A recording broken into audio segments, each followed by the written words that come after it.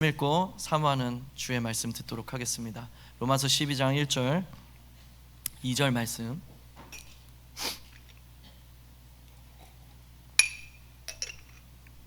로마서 12장 1절 2절 말씀, 저와 여러분들 함께 한 목소리로 읽고 하나님 말씀 받겠습니다. 시작. 그러므로 형제들아, 내가 하나님의 모든 자비하심으로 너희를 권하노니 너희 몸을 하나님이 기뻐하시는 거룩한 산 제물로 드리라. 이는 너희가 드릴 영적 예배니라. 너희는 이 세대를 본받지 말고 오직 마음을 새롭게 함으로 변화를 받아 하나님의 선하시고 기뻐하시고 온전하신 뜻이 무엇인지 분별하도록 하라. 아멘. 할렐루야. 하나님의 무한하신 은혜와 축복이 오늘 예배하는 여러분들의 삶 가운데 충만하게 공급되기를 예수 그리스도 이름으로 간절히 축복드립니다. 아멘. 요한복음 4장 23절에 보면 하나님께서 예배하는 자들을 찾고 계신다는 말씀이 나옵니다. 이는 그 시대 당시에도 많은 사람들이 예배를 드렸으나 정작 하나님께서 받으실 만한 참된 예배를 찾기가 어려웠다는 것을 의미합니다. 오늘도 우리가 주일을 맞이해서 원근 각처에서 다 모여들어가지고 이렇게 예배를 드리고 있습니다. 아마 지구 곳곳에 이렇게 성도들이 모여서 예배를 드리고 있을 거예요. 그러나 오늘 드려지는 이 모든 예배들이 다 하나님이 받으실 만한 예배는 되지 못할 거라는 거죠.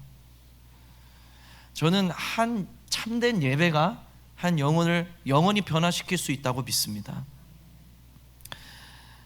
예배는 그런 능력이 있어요. 우리 믿음의 조상들, 믿음의 영적 거인들도 다 이 예배를 통해서 주님 앞에 나오게 되었고, 특별히 우리 고국 한국 땅에 들어간 선교사님들도 다 예배에서 부를 받고 아버지를 떠나 조국을 떠나 편안한 자리를 떠나 그 변경의 땅 조선에 와가지고 한 사람 한 사람씩 죽어갔던 것입니다. 무엇이 그들을 그렇게 하게 만들었을까요? 무엇이 그들로 하여금 내 생명보다 주님을 사랑합니다 라는 고백을 하게 했을까요? 그것은 바로, 그 비결은 바로 예배에 있더라는 것입니다. 그래서 예배가 회복되면 모든 것이 회복됩니다. 우리의 과거와 현재와 미래를 완전히 바꿀 그 생명의 통로가 바로 우리가 드리는 이 예배라는 것입니다. 과거 우리 구약의 성도들은 제사를 중심으로 신앙생활을 했어요. 그런데 신약의 성도들은 예배를 중심으로 신앙생활을 합니다. 그러니까 우리 신앙생활의 중심이 되는 예배가 무너지고 나서는 어떤 교회든지 어떤 성도든지 아무리 기가 막힌 프로그램을 가지고 있든지 약해지고 무너질 수밖에 없다는 것입니다. 당연한 이치인 거예요. 그래서 우리는 예배라는 것이 우리의 최고의 승부처라는 걸 알아야 합니다. 예배에 생명을 걸어야 되고 예배에 승부를 걸어야 되는 거예요. 그게 우리가 가져야 될 마음가짐이라는 거죠. 왜냐하면 예배가 우리의 중심이기 때문에, 예배가 무너지면, 중심이 무너지면 다 무너져 내리는 것이기 때문에. 그렇다면 우리는 어떻게 예배를 드려야 할까요? 어떻게 참된 예배를 드릴 수 있을까요? 오늘 본문 말씀에서는 그 첫 번째 방법을 거룩한 산 제사라는 구약적인 그런 개념을 사용해서 영적 예배를 설명하기 위해 사용하고 있습니다. 다시 말해서 무슨 말이냐면, 마치 구약의 성도들이 제사를 드리기 전에, 제사가 시작되기 전에 먼저 흠이 없는 제물을 준비해야 됐던 것처럼, 오늘날 예배하는 현대 교인들도 예배 드리기 전에, 예배가 드려지기 그 전에 먼저 거룩한 산 제물을 준비해야 된다는 거예요. 거룩한 산 제물의 정체는 무엇입니까? 바로 저와 여러분들인 거예요. 구약시대에는 소나 양이나 이런 것들을 거룩하게 구별해서 하나님 앞에 올려드렸지만, 오늘날 예배하는 자들은 무엇을 제물로 하여 주님 앞에 나아가는 것이냐면 바로 나를 거룩한 산 제물로 하나님께 드리는 거예요. 그런데 거룩이라는 것은 사람이 아무리 노력을 한다고 해도 이룰 수 있는 것이 아니거든요. 그런 성격의 것이 아니에요. 하나님의 성품이거든요. 그래서 거룩이라는 것은 오직 예수 그리스도 안에서 우리 가운데 이루어지는 것입니다. 예수를 떠나서는 거룩이란 건 우리에게 존재할 수가 없는 거예요. 그래서 거룩한 산제물을 준비하라는 이 명령은 다시 쉽게 얘기해서 무엇을 의미하는 것이냐면 분명하게 명백하게 그리스도와 당신의 관계를 점검하라는 것입니다. 그리스도와 당신의 관계를 점검하라. 예배 오기 이전에 먼저 그리스도와 당신의 관계를 점검하라. 당신 자신이 거룩한 산제물로 준비되어 있는가 그것을 먼저 판단하라. 당신의 마음을 살피라. 하나님과의 관계를 살피라. 바로 이 말씀을 하고 계신 것입니다. 말라기 1장 6절에서 8절까지의 말씀을 보면 하나님께서 이스라엘 백성들의 예배를 안 받으시겠다 그래요. 나는 너네 예배 받지 않을 거야. 제사 받지 않을 거야. 그렇게 천명을 하십니다. 그 이유도 나와 있는데 그 이유가 무엇이냐면 그들이 나를 공경하지 않는다예요. 공경하지 않는다.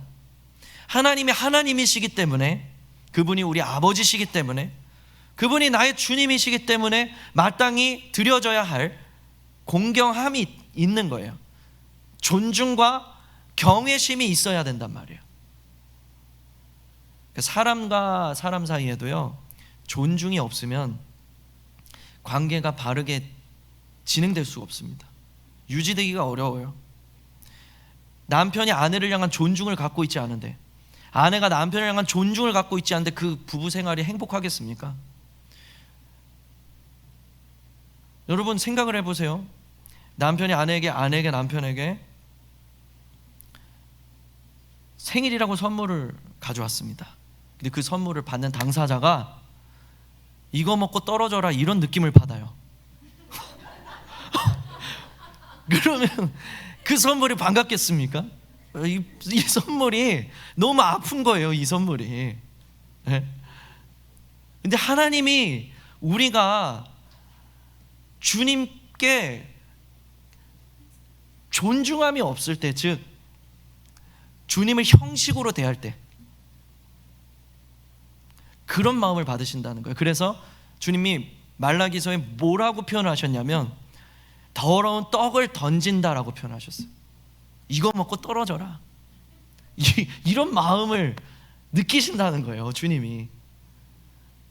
우리가 형식적으로 그냥 세상에서 살다가, 세상 사람으로 살다가 교회 나와서 그래 주일이니까 예배는 드려주지, 이런 마음으로 드리는 예배를 주님은 더러운 떡을 던진다, 이거 먹고 떨어져라, 이렇게 느끼신다는 거예요. 마음이 큰 상심이 드신다는 거죠. 그래서 그 예배를 받으실 수가 없다는 거예요. 그 예배 위에 내가 임하여서 받아줄 수가 없다는 거예요. 하나님과 우리의 관계를 점검해야 되는 거예요. 사람도 다른 사람이 나를 존중하지 않을 때, 형식으로 나를 대할 때 그걸 분명히 느낀다고요. 분명히. 박보영 목사님 일화 중에 이런 게 있더라고요. 이 일화를 듣고 이분이 진짜 하나님을 존중하는 분이구나, 그런 생각이 들었어요. 목사님 교회에 계신데 한 청년이 교회에 왔습니다. 그래서 둘이 대화를 하기 시작했어요. 이런저런 얘기를 하다가 문득 목사님께서 이 청년에게 묻습니다. 너는 꿈이 뭐야? 이 청년이 나는 음악을 하니까 음악으로 하나님께 영광 올려드리고 싶어요, 이렇게 대답을 한 거예요. 그런데 그때 목사님이 갑자기 진지하게 하나님 앞에 무르러 기도를 하러 들어가시는 거예요. 기도하시는 거예요. 저는 이 장면을 보고 하나님을 참 존중하시는 분이다라는 생각이 들었어요. 저 같으면 그냥 제 생각대로 그래? 그러면 하나님 영광 올려드리면 좋은 음악가 됐으면 좋겠다라고 격려를 했을 거예요. 근데 이 목사님은 그 작은 순간마저도 그분의 의사와 상관없이 내 뜻대로 말하고 싶지 않아서 하나님께 기도를 하시는 거예요. 얼마나 하나님을 존중하는 태도입니까? 그렇잖아요? 내 의사와 내 뜻과 상관없이 자기 멋대로 말하는 게 그 사람을 존중하지 않는 태도잖아요. 하나님도 인격이라서 마찬가지인 거죠. 그렇게 기도를 하시고 나서 청년에게 이렇게 이야기를 합니다. 근데 하나님이 너 나한테 한 번도 영광 돌린 적 없는데? 라고 하시는데, 여러분 놀라운 거예요. 사람은 나를 형식으로 대하는 사람을 느낀다고요. 느껴요. 아무리 실수하지 않았고 말 똑바로 했고 행동 똑바로 했는데도 그게 그냥 느껴진다고요. 아, 이 사람이 나를 형식으로 대하네? 이거 느껴져요. 근데 하나님은 느끼시는 정도가 아니라 폐부를 꿰뚫어 보시는 분이시라고요. 하나님이 내가 어떤 예배를 드리고 계신지 꿰뚫어 보고 계신 거예요.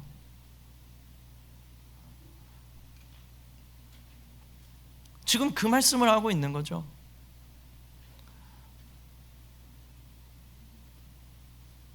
말라기 선지자에게 말했던 것처럼 더러운 떡을 던지는 것 같은 그런 예배를 오늘날도 많은 교회들이 반복하고 있더라는 것입니다. 사랑하는 여러분, 우리가 예배가 참되려면, 하나님이 받으실 만한 예배가 되려면 첫 번째로 거룩한 산 제물이 회복되어야 되는 줄 믿습니다. 예배 나오시기 전에, 이 자리에 나오시기 이전에 이미 여러분 자신을 거룩하게 구별하셔야 합니다. 내가 지금 하나님과 어떤 관계에 있는지, 하나님이 나의 예배를 받으실 만하신지 내 마음을 살피시면서 합당하지 않은 마음을 십자가에 못 박고 회개하고 내 마음을 정결하게 해서 주님 앞에 나와야 된다는 거예요. 그러나 많은 성도들이 이러한 과정 없이 거룩한 산 제물을 준비하지 않고 그냥 세상 바빠서 막 정신없이 살다가 주일이니까 예배는 드리자 그러면서 나와서 예배를 드려요. 귀합니다. 그런데 그 예배가 하나님이 받으시는 예배가 될 수는 없다는 거예요.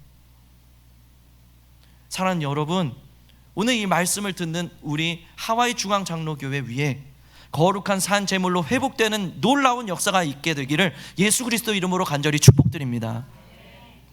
두 번째, 오늘 보면 말씀을 통해서 우리의 예배가 참된 예배가 되려면 무엇이 회복되어야 하냐면, 이 세대를 본받지 말고 마음을 새롭게 하여 변화를 받아야 하는 겁니다. 이 말씀을 풀어드리겠습니다. 이 세대를 본받지 말라는 것은 이 세상 풍조를 따르지 말라는 거예요. 이 세상 풍조의 핵심은 무엇입니까? 이 세상 풍조의 핵심은 어떻게 하면 더 욕심 부릴까? 어떻게 하면 죄 지을까? 그 육신의 정욕, 안목의 정욕, 이생의 자랑에 대한 그 들끓는 갈망이 바로 이 세상 풍조의 핵심이라는 거예요. 그래서 이 세상의 풍조를 따르지 말라는 것은, 그리고 마음을 새롭게 하라는 것은 무슨 뜻이냐면, 그 세상을 향해 있던 그 들끓는 갈망의 방향을 바꾸어야 된다는 거예요. 마음을 새롭게 하여 마음을 바꾸라는 거예요. 갈망을 바꾸라는 거예요. 세상을 향해 있던 그 갈망을 주님을 향하는 갈망으로 그 방향을 바꿔야 된다는 거죠. 우리의 목마름이, 우리의 배고픔이 어떻게 하면 더 욕심낼까? 어떻게 하면 더 죄 지을까? 그 세상 것들에 향한 그 갈망으로 가득했다면, 이제는 그 갈망이 주님을 향해 있어야 참된 예배를 드릴 수 있다는 거예요. 변화를 받는 예배, 변화가 이루어지는 예배가 드려질 수 있다는 것입니다. 주님을 만났던 사람들의 특징이 있어요. 그것은 갈망입니다. 갈망했다는 거예요. 갈망. 바디메오를 기억하십니까? 바디메오가 주님이 오신다는 소식을 들었어요. 우리 동네를 지나가신데 엄청난 갈망이 막 마음에서 솟아올랐습니다.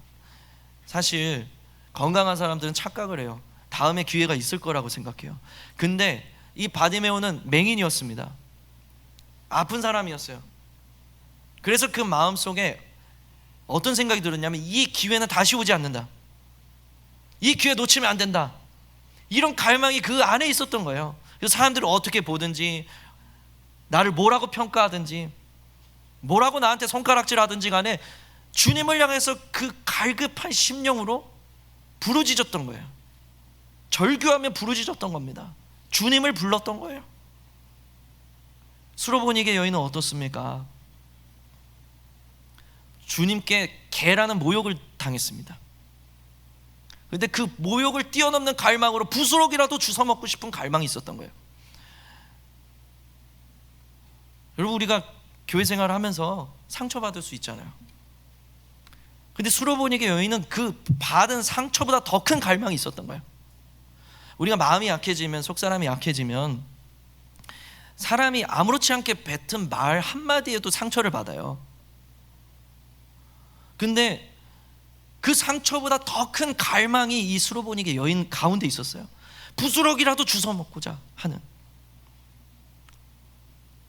그 상처 아랑곳하지 않고 내가 상처 받았을지라도, 모욕을 당했을지라도 부스럭이라도 주워 먹고자 하는 그런 갈망이 그 안에 있었던 거죠. 혈류병 걸린 여인은 어떻습니까? 12해 동안 혈류병이 걸렸어요. 아무도 고칠 수가 없었습니다. 혈류병이라는 것은 율법상 부정합니다. 부정하다는 것은 다른 사람과 닿으면 안 된다는 거예요. 근데 이 부정한 여인이 예수님 가까이 다가간다는 것은 어떻게 해야 가능한 거냐면, 내가 부정하다는 걸 숨겨야 가능한 거예요. 숨기고 조용히 다가가는 거예요. 근데 가까이 다가가는데 성공을 했어도 예수님 저를 고쳐주세요 라고 말을 못해요. 말을 하는 순간 내가 부정한 여인이라는 걸 들키게 되고, 그러면 내가 그동안 예수님께 나아오기 위해서 스쳐 지나온 사람들이 어떻게 하겠어요? 돌 들고 친다고요. 그러니까 이렇게도 할 수 없고 저렇게도 할 수 없고, 이렇게도 할 수 없고 저렇게도 할 수 없는 그런 답답한 상황, 사방에 우겨싸움을 당한 그런 상황 가운데에서 이 여인이 가진 갈망이 어떻게 표현이 되냐면, 그래 난 말은 못해도, 예수님과 말은 섞을 수 없어도 옷자락이라도 붙잡으면 내가 나음을 받으리라, 내가 고침을 받으리라, 그 갈망이 있었던 거예요. 사방에 우겨싸움을 당했어요. 이렇게도 할 수 없고 저렇게도 할 수 없는 상황이에요. 그런데 그 상황을 뛰어넘는 그 갈급함이 바로 이 여인에게 있었던 겁니다. 여러분, 중풍병자는 또 어떻습니까? 먼 길을 예수님 만나려고 왔어요. 도착을 했는데 들어갈 수가 없어요. 이미 꽉 찼어요. 만석입니다. 그래서 어떻게 해요? 지붕에 올라가서 지붕 뚫고 내리는 거예요. 그런 갈망이 있었어요. 지붕을 뚫는 갈망이 있었어요. 그렇잖아요, 여러분. 동서고금을 막론하고 시대를 막론하고 갈망이 있는 사람이 앞자리에 앉습니다. 그 진리예요. 근데 요즘에는 이 한국교회 부흥의 시대는요, 여러분, 특이한 현상이 있었습니다. 앞자리 쟁탈전 아세요? 들어보셨어요? 앞자리를 앉으려고 막 사람들이 쟁탈전을 벌이는 거예요. 자기 자리 막 맡아놓고요. 근데 지금은 뒷자리 쟁탈전이 벌어지고 있죠. 아주 비참한 시대가 찾아왔습니다. 근데 지금 내가 갈망을 가지고 왔는데 나보다 더 큰 갈망을 가진 사람들이 막 앞자리를 다 차지한 거예요. 그래가지고 맨 뒤에 앉아서 예배를 드리는데, 맨 뒤에 앉아서 예배를 드리더라도 지붕을 뚫는 그 갈망이 있다면 하나님이 그곳에 성령을 부어주신다는 거예요. 은혜를 부어주시겠다는 거예요. 네. 여러분, 오병이어는 또 어떻습니까? 오병이어의 핵심은 그 등장인물들에게 있지 않습니다. 오병이어의 핵심은 그 사건을 둘러싼 배경에 있어요. 배경이 어떨까요? 무려 400년 동안 하나님께서 말씀을 막으세요. 말씀을 안 하세요. 이 말은 말씀을 전하는 사람이 없었다는 얘기는 아니에요. 분명히 종교 지도자들이 말씀을 계속 가르치고 전했습니다. 근데 하나님께서 말씀을 안 하세요. 그러니까 그냥 종교적이고 지식적인 가르침들이 계속 전해지니까 사람들의 영이 메마른 거예요. 너무 갈급한 거예요. 근데 그 찰나에 새성과 같이 광야에 외치는 소리가 나타났으니, 하나님의 성령을 받아서 광야에서 풀 한 폭이 나지 않는 광야에서 세례 요한이라는 사람이 막 외치기 시작했어요. 하나님의 영이 막 선포되니까 사람들이 막 갈급한 영혼들이 그 광야로 몰려드는 거예요. 여러분, 오늘날도 어렵다 하지만 생명의 영이, 성령이 우리 가운데서 공급된다면, 말씀을 통해서 공급된다면 갈급한 영혼들이 모여드는 줄 믿습니다. 그런데 이 세례 요한이 그만 헤롯의 횡포에 목을 잘려 죽어요. 그러고 나니까 사람들의 이 갈급한 영혼들의 그 갈망이 다 어디를 향하냐면 세례 요한이 생전에 지목했던 메시아, 바로 예수 그리스도께 모든 갈망이 향하는 거예요. 바로 그 순간에 오병이어의 기적이 일어나는 것입니다. 바로 그 순간에 오병이어의 기적이 일어나는 거예요. 그 오병이어의 기적은 그 핵심이 갈망에 있는 거죠. 갈망에. 평양 대부흥은 어떻습니까, 여러분? 평양 대부흥은요, 1905년에 나라를 잃었어요. 우리 선조들이 낙심을 했습니다. 실망을 했습니다. 절망에 빠졌습니다. 그런데 믿음의 사람들이 일어나서, 아니, 우리의 소망은 예수 그리스도다, 그렇게 붙들기 시작했던 거예요. 바로 그 갈망 가운데 하나님께서 역사하여 주셔서 1907년에 마침내 평양 대부흥이 임한 거예요. 그 황량한 땅에. 그 부흥은 한국 땅을 영원히 바꾸어 놓았습니다. 여러분, 갈망이 있는 곳에 변화를 일으키는 참된 예배가 회복되더라는 거예요. 그러므로 우리가 오늘 예배할 때 어떻게 예배를 드려야 되겠습니까? 무엇을 회복해야 되겠습니까? 그 철저한, 그 처절한 갈망을 우리가 회복해야 되는 줄 믿습니다. 예배 드릴 때 그 갈망을 우리 가운데 부어주시옵소서. 없으면 주님, 내 안에 메말랐습니다. 그 불이 완전히 꺼져버렸습니다. 주님, 불쌍히 여겨주셔서 그 불을 우리 가운데 부어주시옵소서. 그 갈망이 꺼지지 않게 하여 주시옵소서. 여러분, 그것이 영적 예배, 하나님 받으신 참된 예배를 회복해 나가는 두 번째 방법이라는 거예요. 여러분, 이런 영적인 예배가 회복될 때 우리 가운데 무슨 일이 일어날까요? 오늘 본문 말씀은 우리에게 말씀해 주시기를 이렇게 말씀하십니다. 하나님의 선하시고 기뻐하시고 온전하신 뜻을 분별할 수 있게 된다고요. 이 말씀은 무슨 말입니까? 그동안은 그냥 세상의 파도에 그냥 휩쓸려서 살았단 말이에요. 그냥 정신없이 세상이 나를 이끄는 대로 아무 생각 없이 살았어요. 그런데 참된 예배가 회복되고 나니까 어떤 변화가 일어나느냐? 이제는 세상의 파도가 나를 둘러 덮친다 할지라도 선하시고 기뻐하시고 온전하신 하나님의 뜻이 보이기 시작하는 거예요. 그 하나님의 뜻을 붙잡게 되는 거예요.